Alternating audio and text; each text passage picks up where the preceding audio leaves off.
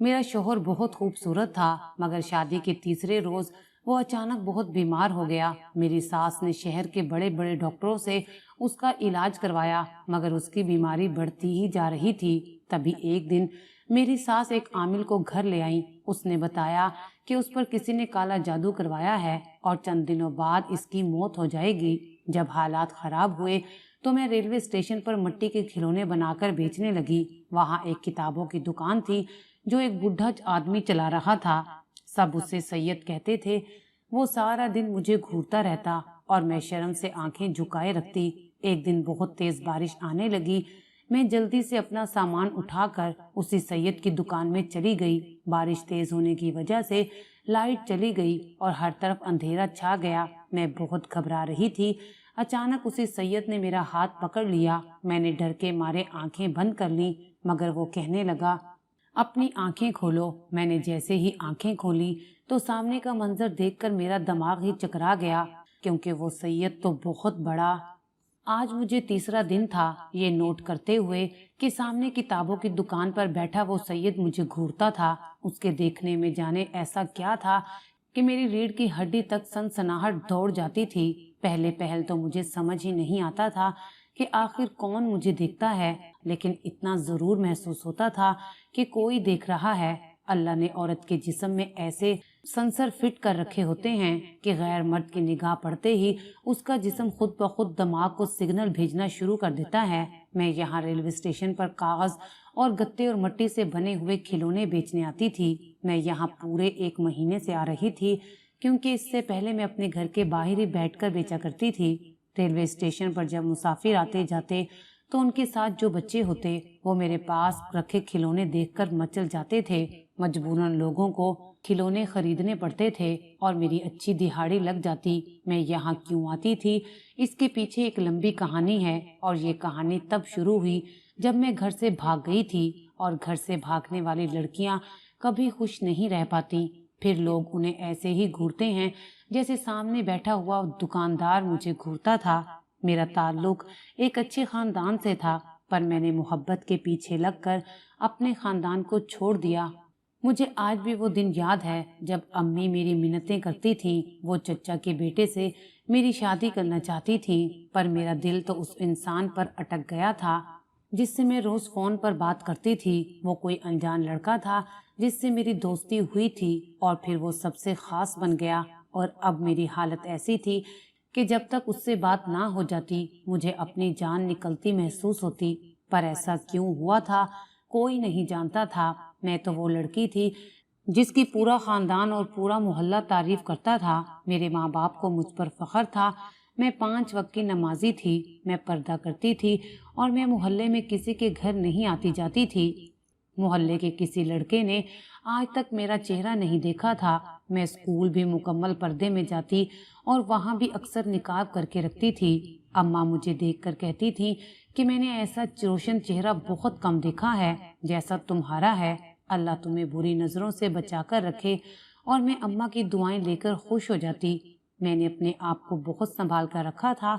मेरा स्कूल ख़त्म हुआ तो मैं आगे पढ़ना चाहती थी। मेरे किरदार को देखकर अब्बा ने फौरन इजाज़त दे दी। वो जानते थे कि उनकी बेटी कभी कुछ गलत नहीं कर सकती। मेरे अक्सर रिश्तेदार मुझे कॉलेज भेजने के हक में नहीं थे। हमारे ख़ानदान में लड़कियां ज़्यादा पढ़ी लिखी नहीं होती थीं, लेकिन मेरे अब्बा तालीम की अहमियत जानते थे। उन्होंने ख़ानदान के खिलाफ जाकर मुझे कॉलेज भेजा। मैं बहुत खुश थी। कॉलेज में भी हर वक्त स्कार्फ पहनकर रखती थी। यहाँ तक कि लड़कियों ने भी मेरा चेहरा बहुत कम ही देखा था। कभी कभार कैंटीन जाती तो मजबूरन मुझे अपना निकाब नीचे करना पड़ता। मेरी क्लास में एक लड़की ऐसी थी जो मुझसे दोस्ती करना चाहती थी। मैंने उसे नज़रअंदाज किया कि मैं सहेलियां नहीं बनाती, पर वो बाजिद थी और बिल आखिर वो मेरी सहेली बन गई। उसने एक दिन वजू करते वक्त मेरा मुकम्मल चेहरा देख लिया और कहने लगी कि तुम तो बहुत खूबसूरत हो। उसकी बात सुनकर मैं मुस्कुरा दी। वो अच्छी लड़की थी, ज़हीन भी थी। आहिस्ता आहिस्ता हम दोनों एक दूसरे से अपनी बातें शेयर करने लगे और हमारी दोस्ती गहरी होती चली गई। हम दोनों ने एक दूसरे को घर का पता भी बता दिया। अलबत्ता मैंने अभी उसे अपना फोन नंबर नहीं दिया था। एक दिन कॉलेज से घर आई तो घर के सामने एक स्याह गाड़ी को खड़ी देखा। उसकी फ्रंट सीट पर ड्राइवर बैठा हुआ था। मैं नहीं जानती थी कि ये किसकी गाड़ी है। जब मैं घर में दाखिल हुई तो सामने ही बरामदे में अम्मी अब्बू के साथ एक खातून को देखा। मुझे देखते ही उसकी आंखों में चमक आ गई। अम्मी ने सलाम करने का कहा और फिर मैं सलाम करके कमरे में चली गई। अभी मैंने नकाब उतारा ही था कि वो कमरे में आ गई और मुझे देखते ही बोली, माशाअल्लाह, तुम तो चांद का टुकड़ा हो। उसका अचानक ये अंदर आना मुझे अजीब लगा था। फिर उसने अम्मी अब्बू से कहा कि मुझे हर सूरत आपकी बेटी का रिश्ता चाहिए। मुझे इस लड़की को अपनी बहू बनाना है, क्योंकि मैं ऐसे ही चांद का टुकड़ा ढूंढ रही थी। उसकी बात सुनकर मुझे हैरत हुई। अम्मा अब्बा दोनों के चेहरे पर परेशानी थी। अम्मा ने कहा, बहन जी, अभी तो हमारी पहली मुलाकात है, हम ऐसे मामलात में जल्दबाजी नहीं कर सकते, और वैसे भी हम आपको अपनी बेटी से पूछ कर ही जवाब देंगे। वो अपने साथ मिठाई के टोकरे भी लाई थी। बार बार मुझसे बात करने की कोशिश करती और कहती, मुझे यही लड़की चाहिए। और फिर चाय पीने के कुछ देर बाद वो चली गई। मैंने अम्मा से पूछा तो अम्मा ने कहा, मुझे भी नहीं मालूम कि ये औरत कहाँ से आई थी। मुझे भी हैरत हुई कि फिर ये कैसे मेरा रिश्ता लेकर घर तक आन पहुंची। उसके जाने के बाद अब्बा ने भी अपने खदशात का इजहार किया। अब्बा ऐसे घर में शादी नहीं करना चाहते थे। वो लोग हमसे बहुत ज्यादा अमीर थे और अब्बा उनका मुकाबला करने की सकत नहीं रखते थे।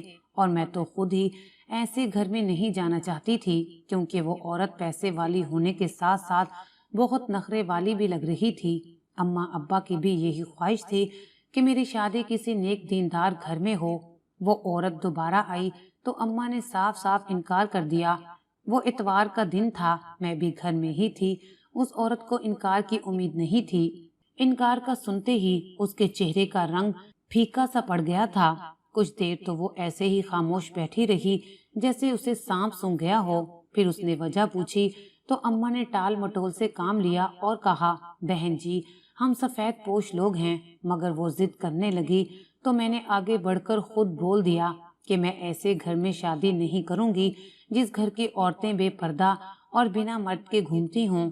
उस औरत के चेहरे से लग रहा था वो मुझे कच्चा चबा जाएगी। वो औरत एक झटके से खड़ी हुई और जाते हुए बोली, अच्छा नेक बीवी, देख लूंगी मैं तुम्हें भी और तुम्हारी माँ को भी। उसका लहजा यूं था जैसे वो हमसे अभी लड़ने पर उतर आएगी। मगर वो चली गई। मुझे भी थोड़ी सी तसल्ली हुई। इतने दिनों से घर का माहौल अजीब चल रहा था, क्योंकि अम्मा अब्बा सादा लोग थे और यही सोचते रहे कि इनकार करें तो कैसे करें और किस चीज को जवाब बनाकर इनकार करें।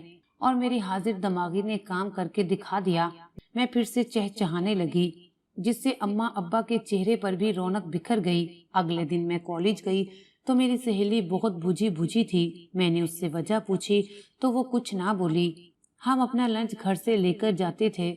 उस दिन वो सूजी वाला हलवा भी लाई थी। मुझे सच में सूजी वाला हलवा बहुत पसंद था। उसने मेरा खाना खाया और मैं उसका सूजी वाला हलवा खा गई। सूजी वाला हलवा खाकर मैं तो खुद को हल्का फुल्का महसूस कर रही थी, मगर वो सामने इसी तरह मुंह लटकाए बैठी थी।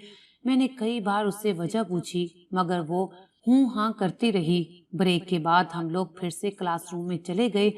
उन्हीं दिनों मेरे पेपर शुरू होने वाले थे, इसलिए मैं अपना पूरा ध्यान पढ़ाई पर लगाना चाहती थी। क्लास में बैठे बैठे ही मुझे कुछ घबराहट सी होने लगी और मेरा सर दर्द करने लगा। छुट्टी टाइम तक मुझे अपने पूरे जिस्म में बुखार तपता हुआ महसूस हो रहा था। घर वापस आई तो तबीयत बुरी तरह से बिगड़ चुकी थी और लग रहा था जैसे गले में कांटे उग आए हैं। अचानक मैं बेहोश हो गई। अम्मा जाकर करीबी क्लिनिक से लेडी डॉक्टर को घर बुला लाई। वो अम्मी की दोस्त भी थी। उसने कहा कि टेंशन की वजह से तबीयत खराब हुई है। उसने सुकून की दवा दे दी और कहा कि बेहतर है कुछ दिन आराम करे तो ठीक हो जाएगी। मेडिसिन लेने के बावजूद भी पूरी रात मेरा वजूद कांपता रहा। मेरी अजीब हालत हो चुकी थी। ऐसा पहले कभी नहीं हुआ था। नमाज भी नहीं पढ़ पाई। रात का जाने कौन सा पहर था। अचानक मेरा फोन बजने लगा। मैंने मुश्किल से हिम्मत करके फोन उठाया तो कोई अनजान नंबर था। मैंने फोन वापस रख दिया, क्योंकि मैं अनजान नंबर की कॉल अटेंड ही नहीं करती थी। वो बार बार बजने लगा। آخر کار مجھے فون اٹھانا ہی پڑا۔ میں نے سلام کیا تو سامنے والے کی آواز سن کر مجھے اپنے جلتے ہوئے وجود میں ٹھنڈک محسوس ہوئی۔ میں نے جب پوچھا کہ کون ہو تم، اس نے کہا آج سے تمہارا سکون میں ہی ہوں۔ یہ بہت ہی عجیب سی بات تھی اور میں مزید نہ بول پائی۔ اس کے بعد مجھے کچھ ہوش نہ رہا اور اچانک ہی میں گہری نیند میں چلی گئی۔ صبح اٹھی تو طبیعت کافی بہتر تھی۔ آئینے میں اپنا چہرہ دیکھا تو رنگ پیلا زرد پڑ رہا تھا، کیونکہ رات سے میں نے کچھ نہیں کھایا تھا اور نہ ہی مجھ سے کھایا گیا تھا۔ امی نے انڈا بریڈ کا ناشتہ کروایا تو طبیعت اور بہتر ہو گئی۔ میں تیار ہوئی اور کالج چلی گئی۔ رات والا واقعہ ذہن سے بالکل نکل چکا تھا۔ کالج میں جیسے جیسے وقت گزرتا گیا میری طبیعت عجیب ہوتی گئی۔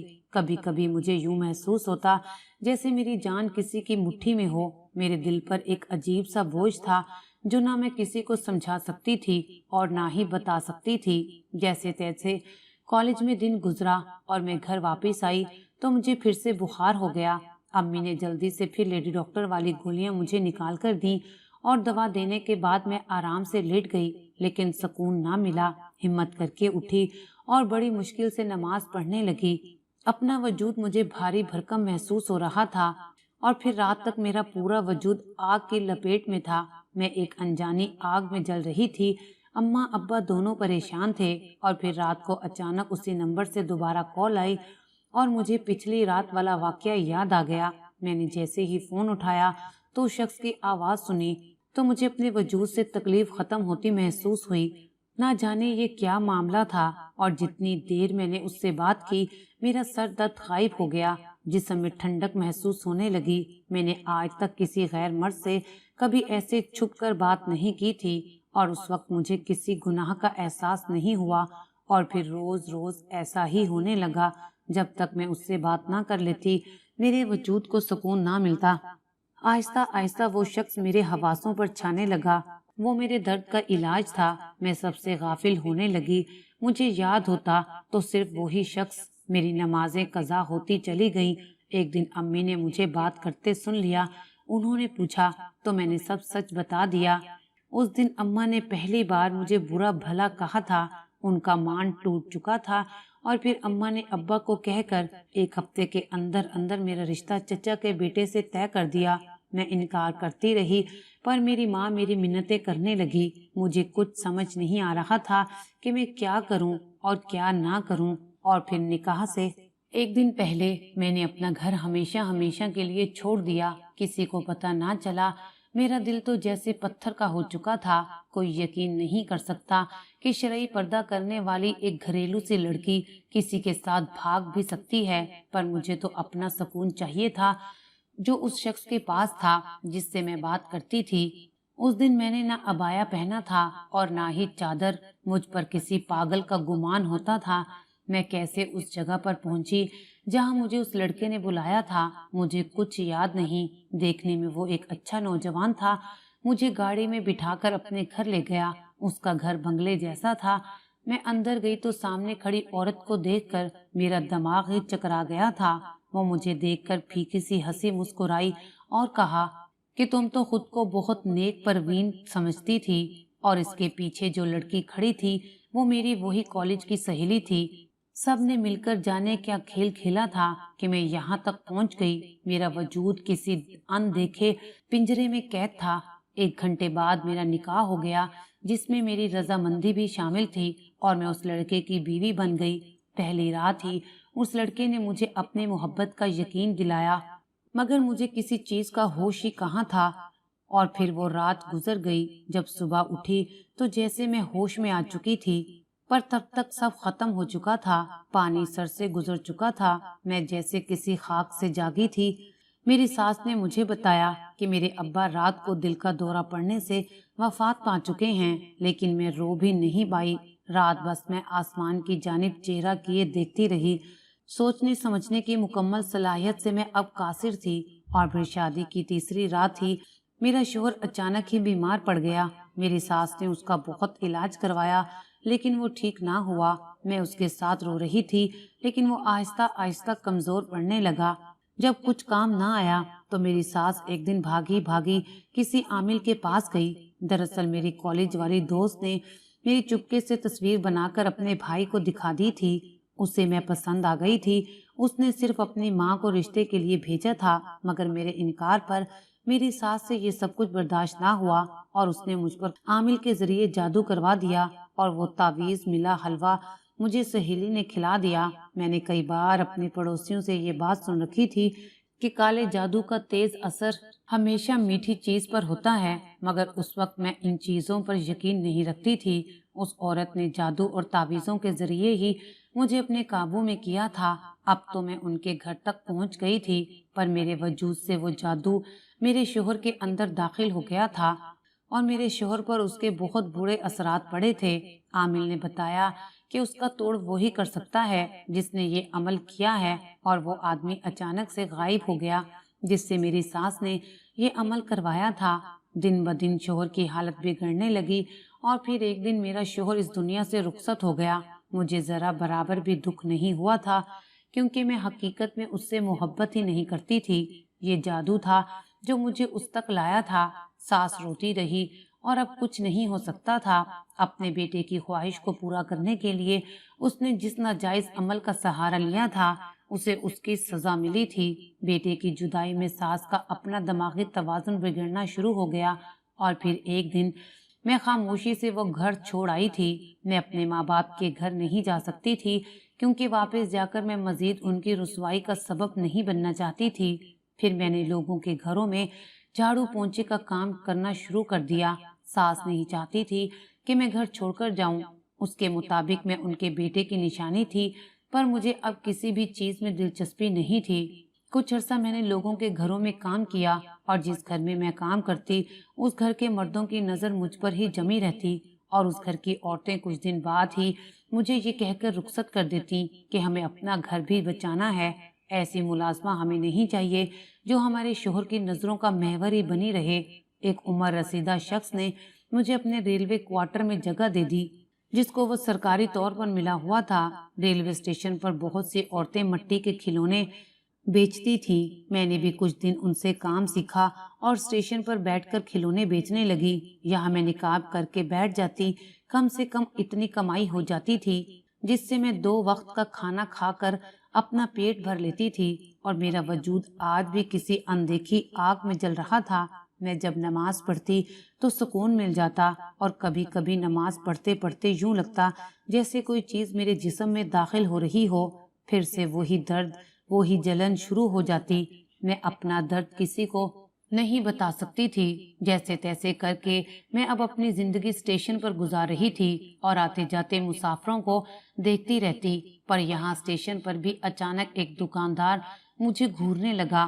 میں جب اس کی طرف دیکھتی تو نظریں جھکا لیتا۔ اس کی دکان پر ہمیشہ رش لگا رہتا۔ وہ اکثر اپنے خریداروں کے لیے چائے بھی بنواتا تھا۔ ایک دن تیز بارش تھی اور میری طبیعت بھی کچھ ٹھیک نہیں تھی۔ میں اپنا سامان اٹھا کر اس کے پاس چلی گئی اور چائے کے ایک کپ کا مطالبہ کیا۔ اس نے مجھے کرسی دے کر اپنے پاس بٹھا لیا، چائے پلائی اور کھانا بھی کھلایا۔ اس دن میری کوئی کمائی بھی نہیں ہوئی تھی۔ دل ہی دل میں نے اللہ کا شکر ادا کیا جس نے پیٹ بھر کر کھانا نصیب کیا تھا۔ اگلے دن پھر سے مجھے اس دکان پر جانا پڑا۔ دکان باہر سے چھوٹی جبکہ اندر سے کافی بڑی تھی۔ اس نے مجھے پھر سے کھانا کھلایا اور پھر اس نے مجھ سے کہا کہ تم روز میرے پاس آ کر کھانا کھا لیا کرو۔ وہ آدمی مجھے بھلا مانس لگا۔ سب لوگ اسے سید کہتے تھے۔ میں اس کے پاس جانے لگی تو میں نے اس کی دکانداری کا راز پوچھا، کیونکہ اس کی دکان پر ہر وقت رش ہوتا تھا۔ وہ کہنے لگا، اچھا مغرب ہونے کا انتظار کرو، تب تک تھوڑا رش کم ہو جائے گا۔ مغرب کی نماز پڑھ کر میں پھر سے اس کے پاس بیٹھ گئی۔ اس نے مجھے اپنی اینک اتار کر دی اور کہا کہ اسے پہن کر دیکھو۔ جب میں نے اینک لگائی تو حیران رہ گئی۔ وہاں کوئی بھی نہیں تھا۔ وہ لوگ جو اس کی دکان پر گاہک تھے وہ نظر نہیں آ رہے تھے، پر اس سید نے بتایا کہ یہ سب اس کے موکل ہیں۔ اس نے کہا کہ میں نے ایک دن ایک بزرگ کی مدد کی تھی، اس نے بدلے میں مجھے اپنا علم اور اپنی دوستی سے نوازا تھا۔ ان موکلات کو کھانا کھلانا میری ذمہ داری ہے اور میں لوگوں کی مدد کرتا ہوں۔ جب سے تمہیں دیکھا ہے میں سب سمجھ گیا تھا کہ تم کسی مصیبت میں گرفتار ہو، میں تمہارا علاج کروں گا۔ اور پھر واقعی اس سید زادے نے اپنے نوری علم سے میرا علاج کیا، میں آہستہ آہستہ ٹھیک ہونے لگی۔ سید نے کہا کہ تم نے ضرور نیک اعمال کیے ہیں، تمہاری روح بہت پاکیزہ ہے، تبھی تم بچی ہوئی ہو، ورنہ جیسا علم تم پر کیا گیا تھا تم کب کی مر چکی ہوتی۔ یہ تمہاری پہلے کی گئی عبادت نے تمہیں محفوظ رکھا۔ میرے وجود سے بھاری پن ہٹ چکا تھا، وہ جلن آہستہ آہستہ ختم ہو گئی تھی۔ اور پھر ایک دن اچانک وہ سید بیمار پڑ گیا۔ میں نے دل سے اس کی خدمت کی، ڈاکٹروں کو بلایا، پر وہ ٹھیک نہ ہو پایا۔ اس نے کہا کہ میں تمہیں اپنا نوری علم دیتا ہوں، میں جانتا ہوں میں اب مزید نہیں جی سکتا، میرا وقت پورا ہونے والا ہے، اور میں چاہتا ہوں کہ تم اس علم سے لوگوں کی مدد کرو۔ میں انکار کرنا چاہتی تھی، پر اس شخص نے مجھے تکلیف سے نکالا تھا، وہ میرا محسن تھا، چنانچہ میں نے اس کی بات مان لی۔ اس کے کہنے پر میں اسے اپنے ماں باپ کے گھر لے آئی۔ میری ماں مجھ سے لپٹ کر خوب روئی، انہیں سچائی کا پتہ چل چکا تھا۔ سید زادے نے اپنی ساری دکانداری میرے نام کر دی کہ تم ہمیشہ غریبوں کی مدد کرنا، تبھی یہ دولت بچی رہے گی۔ اور پھر اس نے مجھے اپنا علم سکھایا، اور پھر چند دن بعد وہ سید اس دنیا سے رخصت ہو گیا۔ اس کے چہرے پر بہت نور تھا، اور پھر اس کی جگہ میں نے سنبھال لی۔ اتنی دولت ہونے کے باوجود میں اسی کتابوں کی دکان کو چلانے لگی۔ میں نے اس کی دکان کے لیے ایک لڑکے کا انتظام کر لیا تھا، اور خود گھر میں بیٹھ کر پردے میں لوگوں کی مدد کرنے لگی۔ میری زندگی میں اب کوئی مرد نہیں تھا، اور لوگوں کی مدد کرنا، ان کو مشکلات سے نکالنا ہی میری ذمہ داری تھی۔ میں آج 5 وقت کی نماز پڑھتی ہوں، ہر وقت پردے میں رہتی ہوں، اور اللہ تعالیٰ کا شکر ادا کرتی ہوں کہ اس نے ایک بار پھر مجھے سیدھے راستے پر چلا دیا تھا۔